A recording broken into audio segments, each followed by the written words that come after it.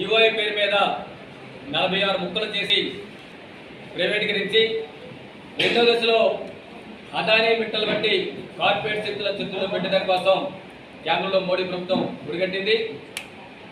ఇటీవల విశాఖపట్నం వచ్చినటువంటి ముఖ్యమంత్రి చంద్రబాబు గారు, ఉప ముఖ్యమంత్రి పవన్ కళ్యాణ్ గారు, మంత్రి నారా లోకేష్ గారు వీళ్ళు ఈ కేంద్రం చేసిన ద్రోహాన్ని ఆపుతూ ప్రకటన చేస్తారని చెప్పని విశాఖపట్నం స్టీల్ ప్లాంట్ కార్మిక వర్గం విశాఖ ప్రజలు ఆశించారు.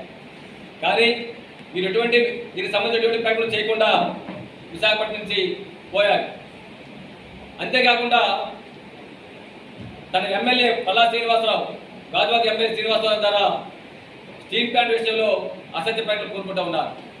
కేంద్రం చేస్తున్న ద్రోహంలో టీడీపీ జనసేన కూటమి కూడా భాగస్వామ్య విధంగా ఆయన ప్రకటనలు ఉన్నాయి.